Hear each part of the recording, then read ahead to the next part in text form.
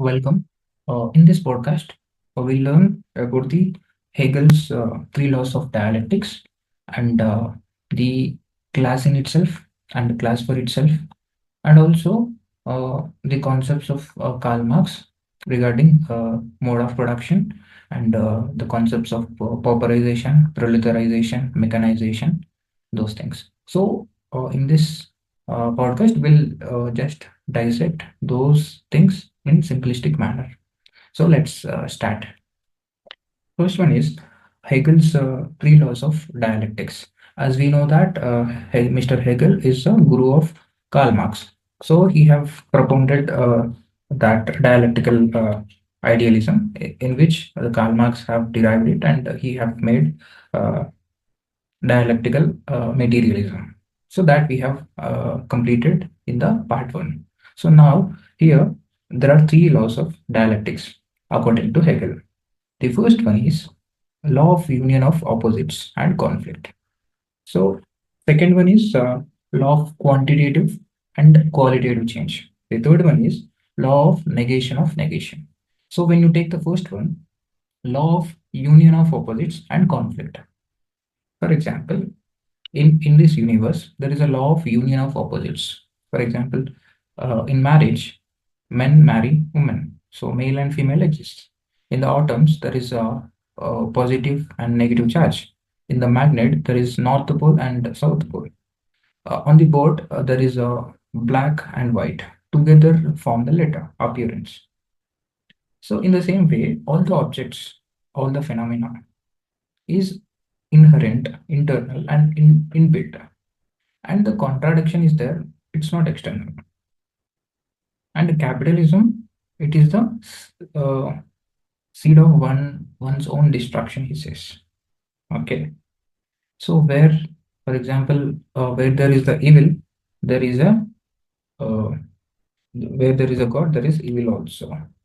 So these things are there in the three laws of Hegel's dialectics. Okay, so again, when we think of other examples, uh, and also in history, when you say there is a conflict between different classes, like nobility versus common, so that led to the societal progress. So next one is a law of qualitative change and quantitative change. So quantitative means the quantum, means amount. Qualitative means the quality. So in capitalism, when you take the quantitative change, what quantitative change you can do? One is production, means you are increasing the number of goods and number of goods that you are producing. Because of that, the bourgeois class will earn more money. Suppose if you have a factory, if you're doing production of more products, then you'll get more product because on each product, the cost of making that product decreases, provided demand is there. Next one is the qualitative change. Qualitative change means the change in the quality of the product, complete change and its transformation. So when you observe between the slave mode of production and the feudal mode of production, the slave mode of production, there is only the quantitative change. That means more laborers are available, more production is coming. So because and eventually what happens, the needs, the factors of production will increase. But the nature of economy, it have remained the same in slave mode of production. Whereas in feudal mode of production to capitalism, the qualitative change are there. So, with respect to life, with respect to the history, with respect to the food consumption, everything have changed. So that is law of quantity to quality. Okay. So next one is law of a negation of the negation. So in this, each stage of development is negated by its opposite. But this negation leads not to destruction but to a higher synthesis. That means, for example, communism is there. Communism came after the capitalism. That is, you negated the capitalism, then communism came. Communism means Karl Marx have told that communism will come soon. So that communism we are talking about. So it is negation of capitalism. How capitalism have come? It's a negation of feudalism. You are removing feudalism for establishing capitalism. You are removing capitalism for establishing communism. and you're removing the ancient mode of production, so feudalism is coming. So in that way, negation of something leads to other things. So this is the three laws of dialectics. So we'll repeat. The first one is law of union and opposites and conflict. Second one is law of quantitative change and qualitative change. The law of negation. So we have basically applied these principles in capitalistic perspective. Okay. So next, we'll see about the ideology and false consciousness. So what is ideology? What is a false consciousness? Uh, Class in itself, class for itself, those things we'll now learn. Uh, so what is ideology? Just think, what is ideology?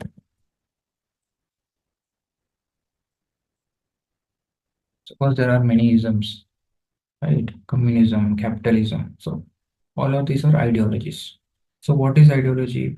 So ideology basically it refers to a system of ideas or beliefs or values or ideals which reflects the social needs, aspirations, or class or culture. So it is the medium through which individuals interpret the world and guide the behavior in the society. So and this ideology will shape people socially, economically, and political realities. For example, in India, there is a leftist ideologies, right ideology, right wing, left wing. These things are there. So this will change the uh, adaptability, and also it will give an how to behave, uh, the expectations, the norms. It will direct. So, for example, liberalism, socialism, conservatism, feminism. These are all the ideologies. Okay. So, in religious terms, also there are different ideologies.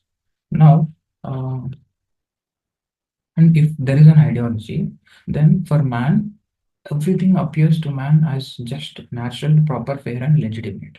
If certain ideology is there, if you have certain ideology, what you feel according to your ideology, you feel it right. For left is creating some nuisance. I mean, so each ideology have certain connotations to it, and they will legitimize it. So for their eyes, it's true. So ideology will give. So and sometimes ideology is too dangerous. It will make a person a radical. Okay. So now we understood what is ideology. And Marx says that about the ruling class. He says something. Members of the ruling class also rule as thinkers, as producers of ideas. So ruling class is there. It will promote, protect their ruling class is there because it promotes the and it protects their interests, and it penetrates and pervades throughout the superstructure. So the ruling class, because the ruling class have the educational access, so the knowledge is been prevalent there. So they will rule the world, and they are the producers of ideas also, and that slowly it penetrates through the superstructure. So we have seen that superstructure economy is the base. That means factors of production and production relations are the base, follows by the family, religion, education, other social institutions, etc. So the ideology will penetrate to the superstructure, and because you are born in that ideology, so it feels right for you. It legitimizes, it justifies, and it strengthens that ideology. And the conditions, whatever is there, okay, we'll think like, okay, they are rich, we are poor, we are supposed to live like this. So that is called as ideology. And according to Marx, it's a false consciousness. It's not true consciousness. There is something surrounding you, and you believe that, so it is a false thing. And suppose we are growing up in this society, and the men's socialization, upbringing, mindset, these things are shaped by the social institutions. For example, you are like behaving as you because uh, your educational status, your social status, the way you grown, the way your parents made you who you are today. All these things determine you, right? And these ideologies, it will create the illusions, and that illusion will distorts the reality. And ideology is a distortion of reality. It presents a false picture of society, that is called as false consciousness. and that will lead to that is exploitation. And that exploitation, it's a hidden, it's layered, and it's invisible. You can't see. For example, in corporate jobs, uh, the owners are becoming too much rich, but the employees are not. And there is exploitation going on according to Marx, because the workers who are working, they are giving the labor to it, and because of the labor only that factory is running. So in that way, it is a false class consciousness. So Ralph Malibod, he says that it's a process, ideology is a process of massive indoctrination and legitimation. Uh, and also this ideology, it blinds members of society to the contradiction, conflict of interest present in the system. So next, so this ideology, according to Ressler, he says that no control could be firmer and more extensive than one embraces the minds and wills of all subjects so successfully that opposition never reared its head. So this some technicalities that you can just write the statement. Uh, you can just analyze it. So one class gains, and in this false consciousness thing, one class, that is bourgeois class, will grow at the expense of the proletariat class. So these interests are contradicting, uh, and that's why it's incompatible. And the members of the subject class, that is proletariat, they will accept the reality. Okay, I was born like in a lower, I don't have money. It's okay to work in a factory, and they will think it is as a reality and regard this situation as part of natural order. So it is by God, it is by karma. So now the proletariat, the worker, he himself think that he relates himself to everything, to the God, to the religion, to the family, and he believes that okay, I was born like this, so my life is like this. Okay, so those things are there. And Marx says that religion is the opium of masses. It is, yes. So there are different social institutions, right? So in that, one is religion. So what religion? Religion means opium of the masses. What is the function of religion is? It eases the pain and suffering, and in crisis situation, it will make you see soothing. It gives you solace. Okay, because there are many justifications. There is a doctrine of predestination, doctrine of karma, God, and also it uh, glorifies the poverty also, this religion things.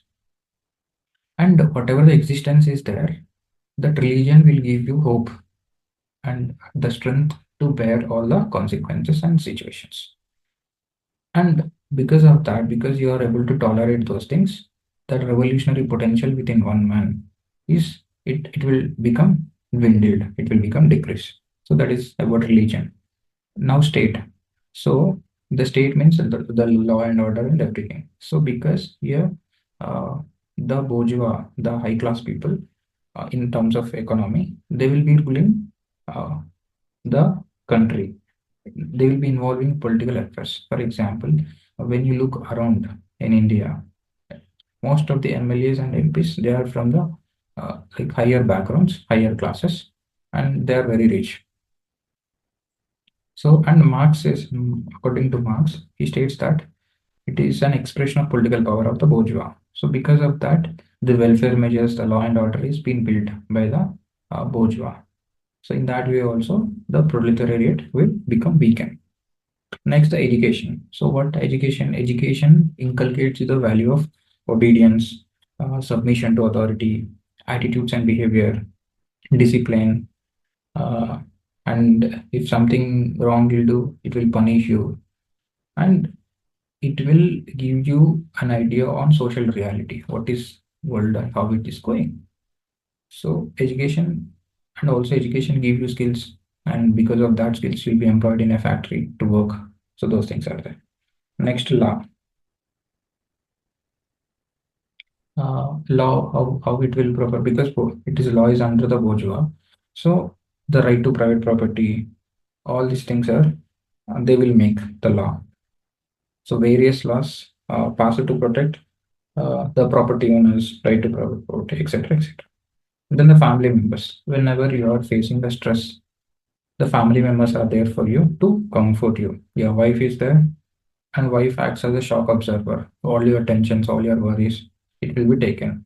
And suppose you are 30, 35 and you have married. Your children, you will play with your children, you will forget the world. So there are established norms and all. So again, media and culture identity. Media is there. For example, you are opening a TV channel. In between the advertisements will come, and that advertisements also it will promote the consumerism. Consume thumbs up. It's a higher power. So consume milk. It gives you strength. Consume hair oil. It's a world's first hair oil like that. It will give branding, and it is also leads to the commodity fetishism. So we have what is commodity fetishism in the first episode. I mean, the previous video about Karl Marx and the mode of production. We have completely discussed about the commodity fetishism. So now, um, so there are uh, now we'll discuss about class and class struggle. So uh, yeah, class and class struggle. So when you analyze it, uh, there are uh, two types to define a class. One is on the economic basis, other is the on the social perspective. On the economic basis means suppose you are sharing some relations of forces of production that can be considered as a class. For example, Karl Marx classified as two classes. One is proletariat, other one is bourgeois. Bourgeois is a high class people where the modes of production and the forces of production is there in their hands, right? So all the people from the shop owner to the Ambani, everybody is a bourgeois, and petty bourgeois also we call it. Proletariat is who are working under them. Next, when you see, you can see class as and in social dimension also. So he sees class in terms of potential for conflict and resolution. So these things are there. And as we know that in factors of production, there are two classes. One is subject class and other one is ruling class. Ruling class means who have money, that is haves. And these are the dominant minority. And the other one is subject class, who are non-owners, and they only have their labor. They have only their muscle power and mind power. That's it.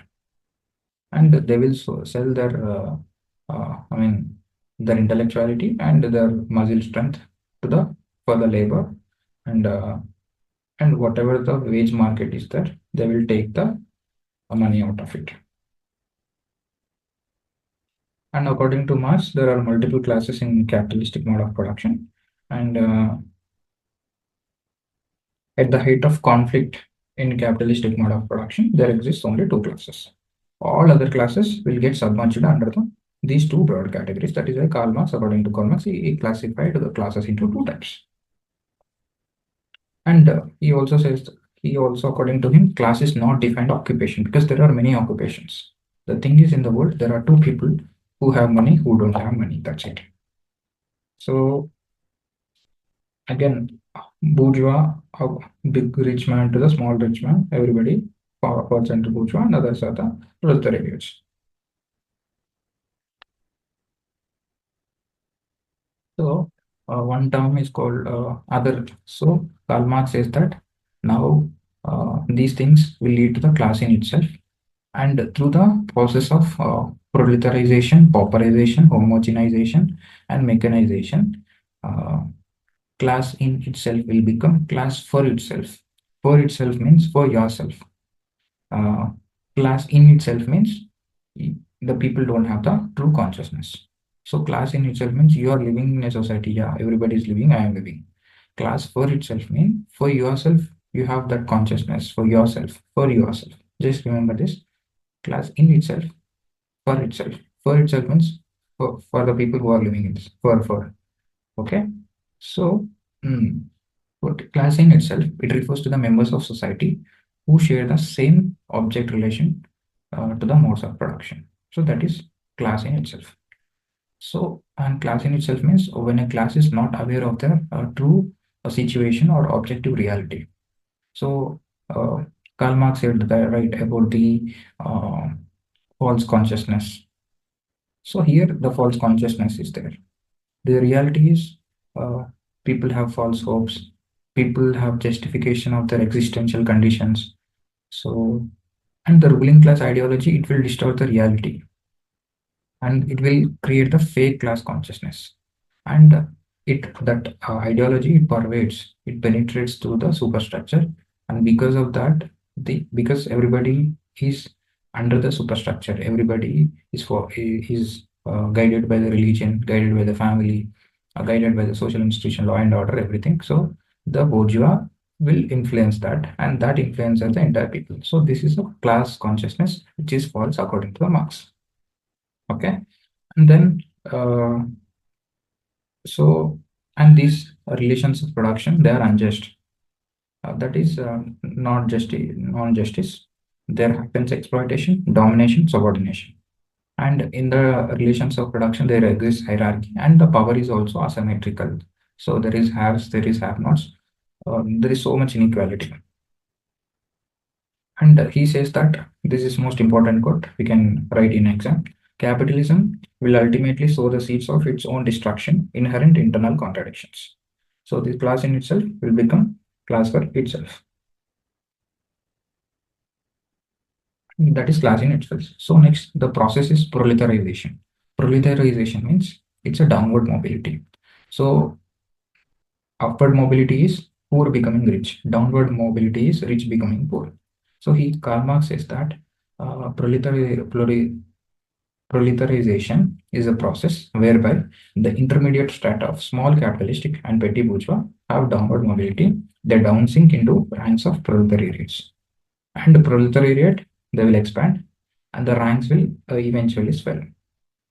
Okay, why these ranks are swelling is because in capitalism, whenever you see, there is an intense competition and there is dog eat dog system.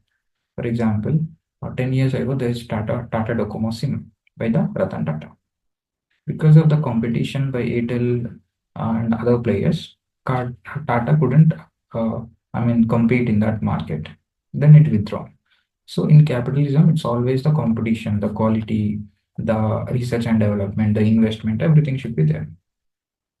So, and it eliminates the rival competition and it monopolizes the market of their own commodity. So in that way, so only big companies who can sustain, they will only sustain. And because they are doing the mass production, they can cheap rate also they can provide. For example, Geo during starting stage, it have given free data for every Indian who have taken the SIM.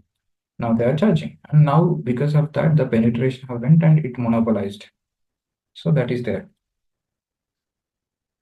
Next thing is pauperization. Pauper means pauper, Pauperization. That means uh, making a person group very poor. Okay, so the gap is between due to increase in appreciation of surplus and exploitation of labor. So theory of value is there. Next, growth and development. So so what happens is there will be structural inequalities, and because of that, uh, the poor index, the uh, poor poorness, inequality, poverty increases. That is called as pauperization. So because of the population, because what happens is in capitalism, there will be production, there will be producing more goods. And because of that, the exploitation also increases. So these poor people, they will realize that, oh, these capitalists are doing uh, injustice to us. So they will fight. That is called as, then it will become class for itself. Then other process is mechanization. Mechanization means increased use of machinery. Because of that, what happens? There will be skilled, unskilled, semi-skilled labor used to be there before. Now what happened? Everybody have only one work.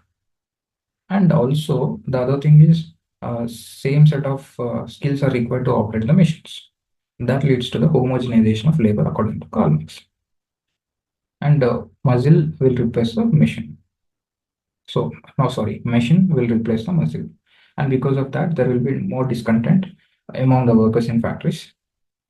And he also says that why peasant class doesn't come under the proletariat is there is no unity in peasant class and there is no potential for conflict protest, he's saying. And because consent of worker, they're living in big factories. There is limited job interaction. Association is also very less. Those things are there. So, uh, and these differences are very clear, visible. So then they will form as an enlightened class, that is class for itself. So now the members are of full consciousness of true nature, and then they are fully aware of their common enemy and common interest. So all these proletariats, they will become unity and they will fight and they will do revolution. And according to Marx, that leads to the communism. Okay. So he says that he's not talking about inequality, he's about the egalitarian society. So he also says that natural inequality is desirable, institutional is undesirable. So to each man, according to his need, to each man as his ability, he have to give. So this is all about the uh, class in itself, class for itself, and the class level. So in the next video, we'll learn about the alienation and the types of alienation, why it occurs. Then we'll see the criticism of Karl Marx. So bye. Thank you for listening.